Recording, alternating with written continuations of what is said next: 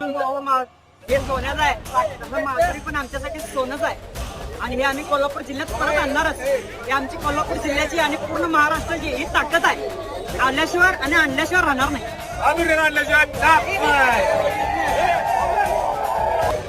माधुरी आमची परत करा. माधुरी आमची शान आहे आणि ही कोल्हापूर जिल्ह्याची पूर्ण ताकद आहे आणि आम्ही माधुरी आणल्याशिवाय खेळा सोडणार नाही. हे आमचा खेळ पूर्ण बघा.